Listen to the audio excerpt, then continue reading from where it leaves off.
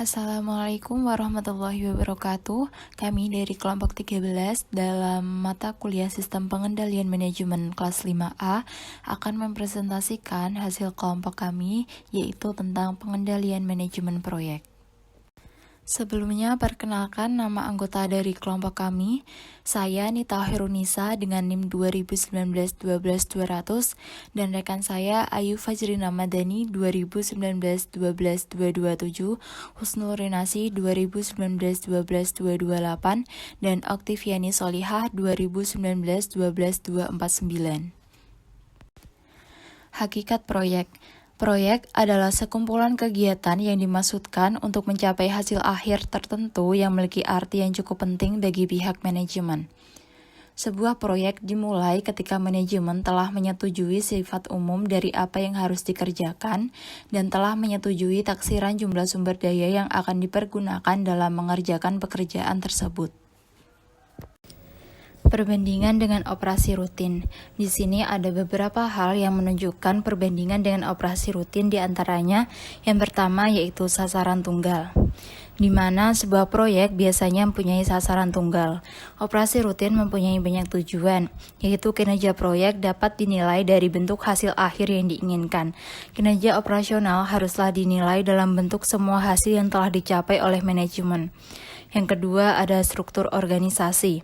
Organisasi proyek bertumpang tindih dengan organisasi operasional dan sistem pengendalian manajemennya bertumpang tindih dengan sistem pengendalian manajemen organisasi tersebut.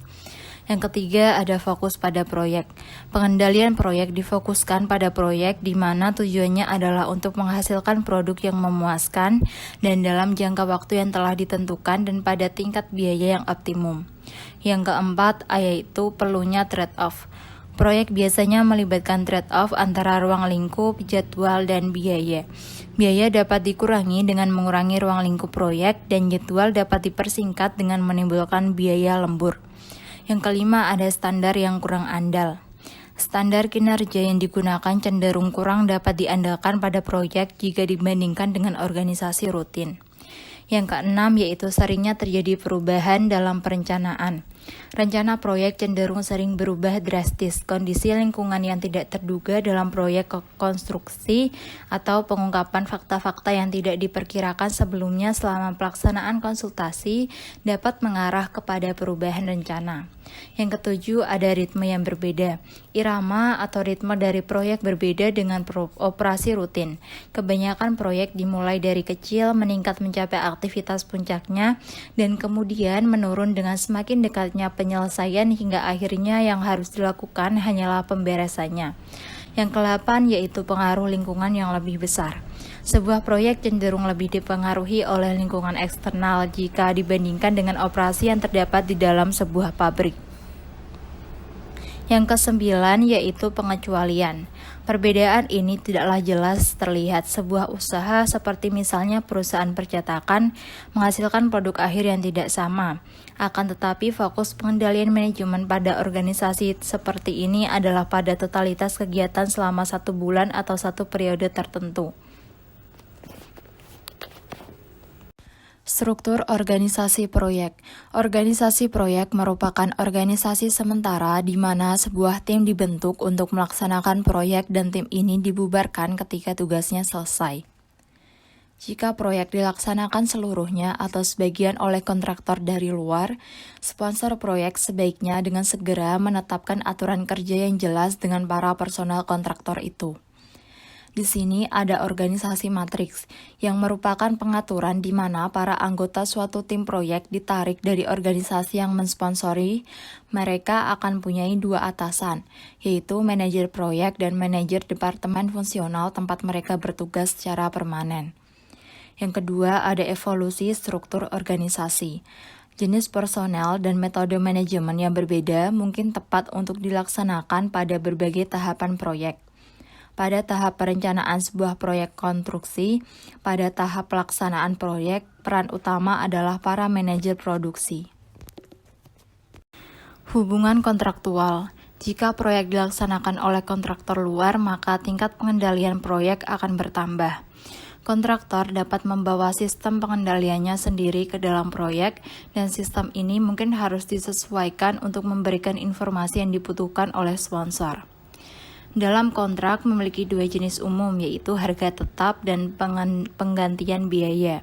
Yang pertama yaitu kontrak harga tetap, yaitu dalam kontrak harga tetap, kontraktor setuju untuk menyelesaikan pekerjaan yang telah ditentukan pada waktu yang telah ditentukan dengan harga tertentu. Biasanya ada denda atau penalti jika pekerjaan ini tidak diselesaikan sesuai dengan spesifikasi atau jadwal yang telah ditentukan tidak terpenuhi. Yang kedua ada kontrak penggantian biaya. Dalam kontrak penggantian biaya, sponsor setuju untuk membayarkan biaya yang wajar ditambah dengan suatu laba.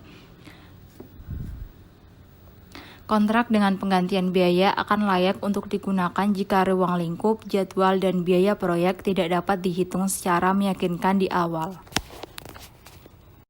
Perbandingan dalam jenis-jenis kontrak. Kontrak harga tetap adalah tepat ketika lingkup proyek dapat secara jelas dispesifikasikan di muka dan ketika ketidakpastian rendah.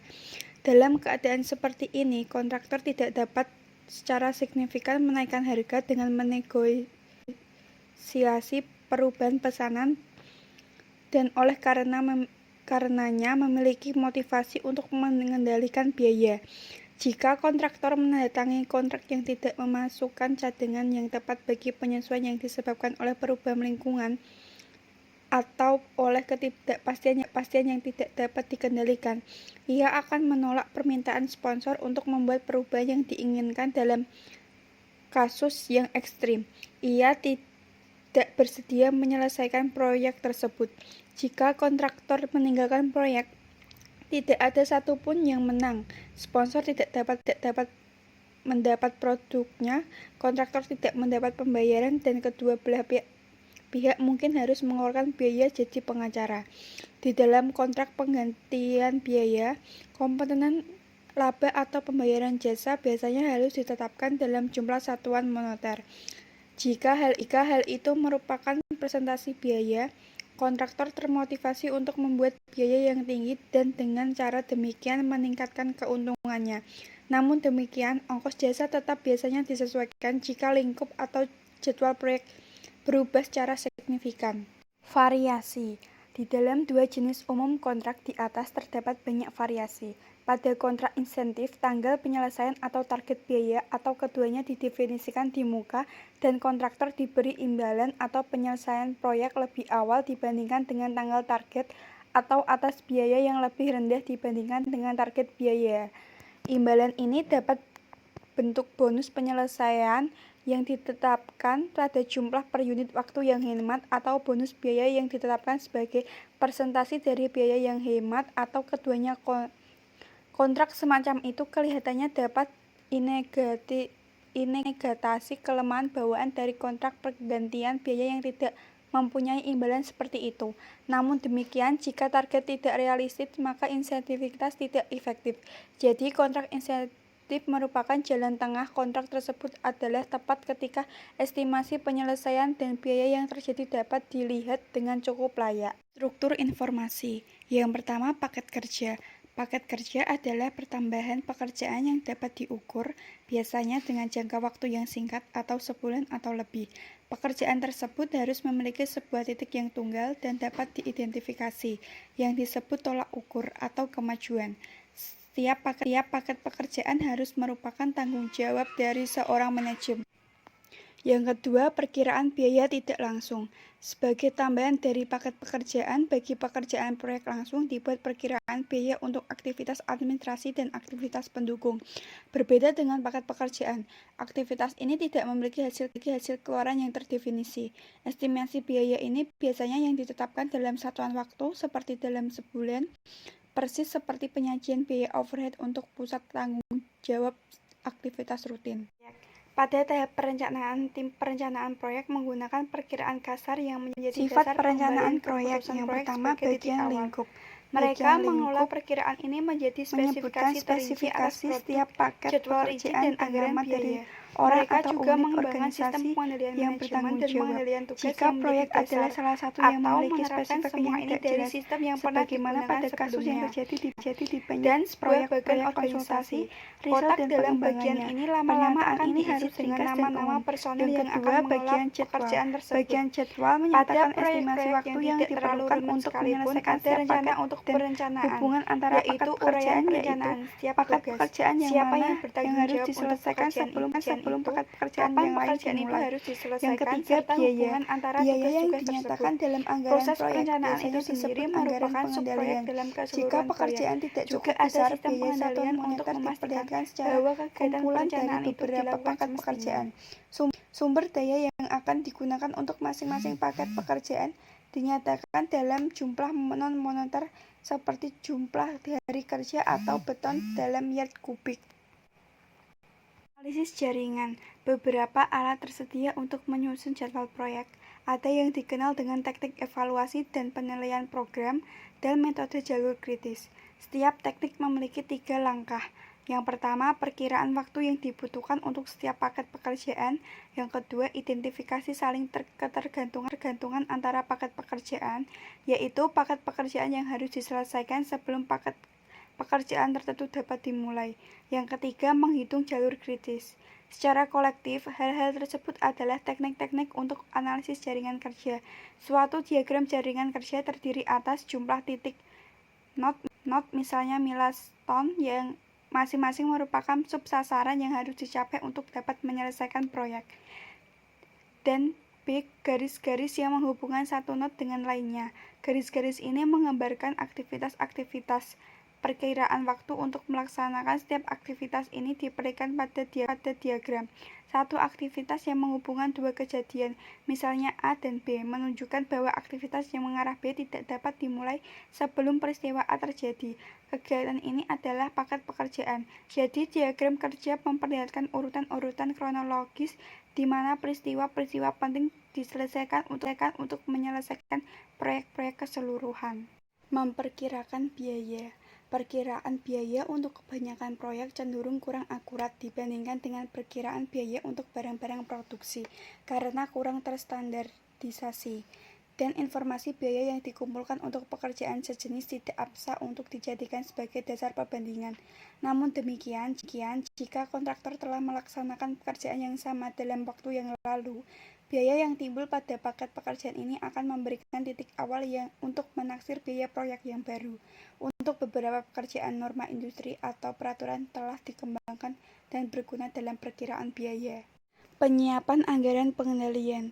Anggaran pengendalian mempersiapkan mendekati awal pekerjaan, memberikan waktu yang cukup untuk meminta persetujuan oleh pengambil keputusan sebelum komitmen dari biaya. Untuk proyek yang panjang, anggaran pengendalian awal dapat dipersiapkan dengan rinci hanya untuk fase pertama proyek dengan perkiraan biaya yang agak kasar untuk tahap berikutnya. Anggaran yang terinci bagi fase berikutnya dipersiapkan hanya sebelum pekerjaan dimulai pada fase-fase ini, memperlambat penyiapan pengendalian sampai hanya pekerjaan akan dimulai, memastikan bahwa anggaran pengendalian sekarang ini tentang jangkauan dari jadwal, hasil analisis dan data sekarang tentang tingkat gaji, harga bahan, dan variabel lainnya. Oleh karenanya, hindari pembuatan perkiraan anggaran yang berdasarkan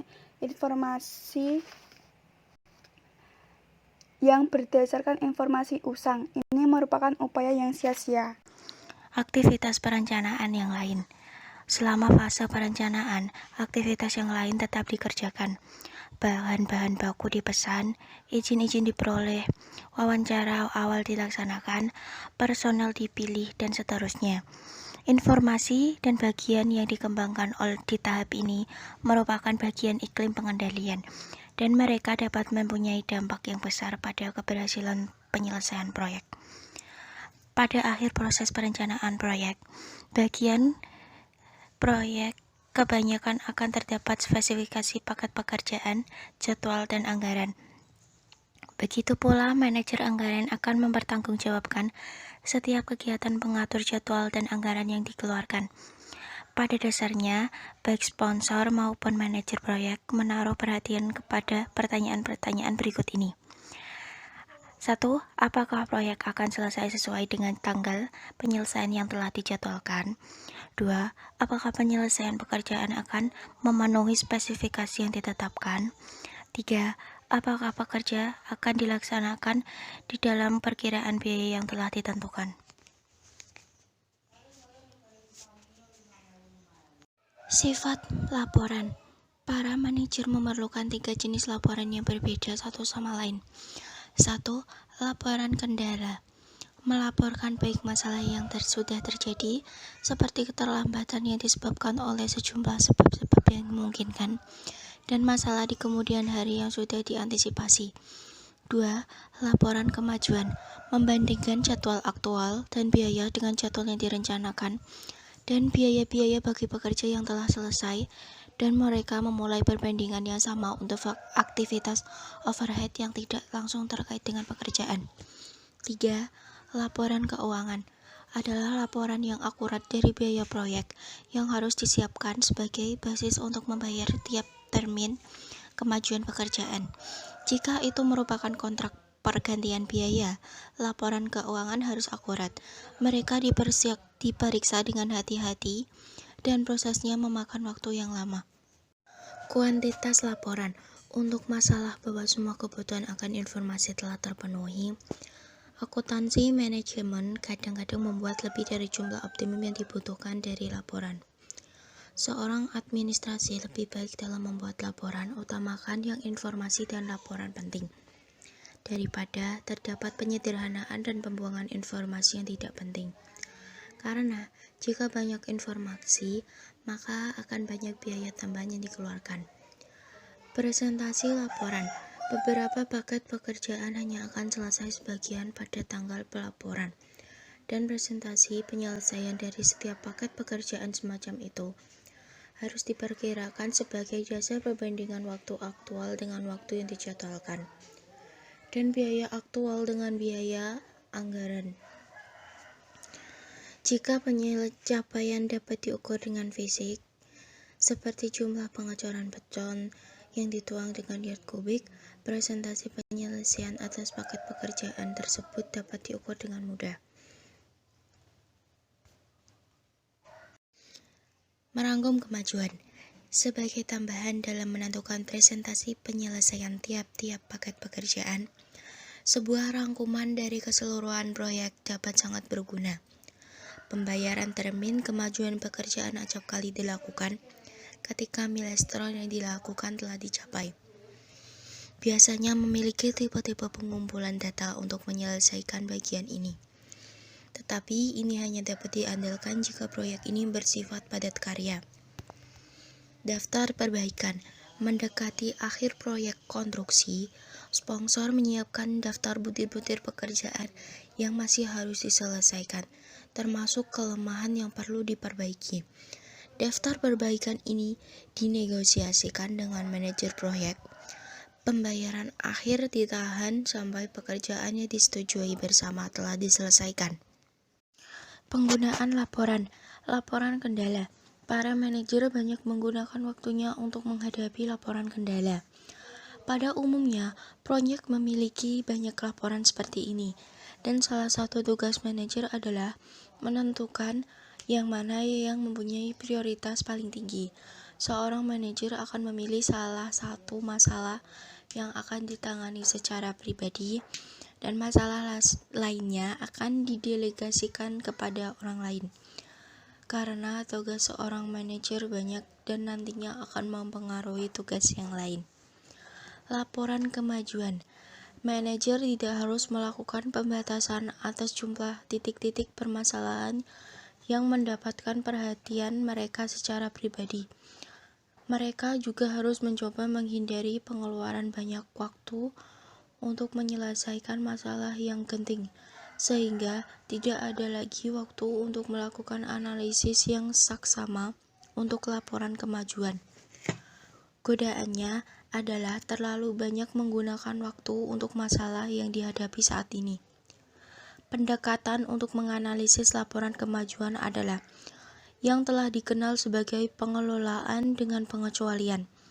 Jika kemajuan suatu bidang tertentu adalah memuaskan, maka tidak perlu diberikan perhatian untuk bidang itu, kecuali untuk mengucapkan selamat kepada orang yang bertanggung jawab. Biaya untuk menyelesaikan. Dalam laporan kemajuan mereka, beberapa organisasi membandingkan biaya aktual yang terjadi sampai saat ini dengan biaya anggaran atas pekerjaan yang telah dilakukan sampai saat ini. Organisasi yang lain melaporkan estimasi saat ini dari total biaya untuk keseluruhan proyek dibandingkan dengan biaya yang akan dianggarkan untuk keseluruhan proyek tersebut. Jenis laporan terakhir disebutkan adalah cara yang berguna untuk memperlihatkan bagaimana proyek diharapkan akan selesai. Asalkan estimasi biaya untuk menyelesaikannya dihitung dengan benar. Sumber informasi informal. Karena laporan tertulis bersifat berwujud, penjelasan sistem pengendalian manajemen cenderung dipusatkan kepada mereka. Dalam praktiknya, laporan-laporan ini biasanya kurang penting dibanding informasi yang dikumpulkan oleh manajer proyek dan pembicaraannya dengan karyawan yang benar-benar melakukan kinerja tersebut. Dari anggota sifatnya, dari rapat yang dijadwalkan secara rutin atau rapat ad hoc, dan memo-memo informal, dan dari infeksi pribadi atas status pekerjaan. Laporan-laporan ini mungkin tidak mengurangkan kejadian-kejadian yang memengaruhi kinerja aktual, tetapi dalam banyak kasus, masalah mungkin dapat terungkap. Laporan ini mendokumentasikan informasi yang telah diketahui oleh manajer secara informal, dan dokumen ini adalah penting jika timbul pertanyaan-pertanyaan tentang proyek di kemudian hari. Selanjutnya yaitu audit atas proyek. Di banyak proyek, audit atas mutu harus dilaksanakan pada saat pekerjaan sedang dikerjakan. Jika pekerjaan tertunda, pekerjaan yang salah pada tiap paket pekerjaan dapat disembunyikan. Mereka ditutupi oleh pekerjaan berikutnya. Sebagai contoh, kualitas pekerjaan pemasangan pipa dalam sebuah proyek konstruksi tidak dapat diperiksa setelah dinding dan platform telah selesai dikerjakan. Dalam beberapa proyek, audit atas biaya juga dilakukan sejalan dengan kemajuan proyek, sedangkan untuk yang lain, audit biaya tidak dilaksanakan sampai proyek tersebut selesai. Selanjutnya yaitu evaluasi proyek. Evaluasi proyek mempunyai dua aspek terpisah, yaitu yang pertama evaluasi dari kinerja dalam melaksanakan proyek, yang kedua yaitu evaluasi dari hasil yang diperoleh dari proyek. 1. Evaluasi kinerja. Evaluasi kinerja dalam pelaksanaan proyek mempunyai dua aspek. Yang pertama, evaluasi terhadap manajemen proyek. Kedua, evaluasi dari proses pengelolaan proyek. Tujuan pertama adalah untuk membantu pengembalian keputusan yang berhubungan dengan manajer proyek, termasuk imbalan, promosi, kritik, atau penugasan kembali. Tujuan yang terakhir adalah untuk menemukan cara yang lebih baik dalam pelaksanaan proyek berikutnya. Dalam evaluasi kinerja terdapat cost of run. Apa sih cost of run tersebut? Cost of run tersebut dinyatakan terjadi ketika biaya aktual melebihi biaya yang dianggarkan.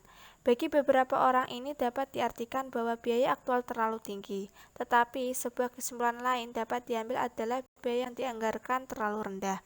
Kesalahan umum dalam penganalisisan biaya adalah mengasumsikan bahwa anggaran mempresentasikan berapa besar biaya yang seharusnya terjadi. Padahal sebetulnya tidak. Paling baik anggaran memperkirakan berapa biaya yang seharusnya terjadi berdasarkan informasi yang tersedia pada saat anggaran tersebut dibuat. Selain ada cost overrun, terdapat juga peninjauan kembali. Nah, di sini evaluasi atas proses mungkin mengidentifikasi bahwa peninjauan dilaksanakan selama proyek dilaksanakan adalah kurang memadai atau tindakan yang tepat waktu tidak diambil berdasarkan peninjauan ini. Evaluasi juga dapat mengarah kepada perubahan di dalam peraturan atau prosedur. Yang kedua yaitu evaluasi hasil. Bagi banyak proyek, evaluasi hasil diperumit oleh adanya fakta bahwa keuntungan yang diharapkan tidak dinyatakan dalam tujuan. Padahal, seharusnya bagian dari evaluasi adalah perbandingan dari hasil sebenarnya dengan hasil yang diantisipasi ketika proyek disetujui.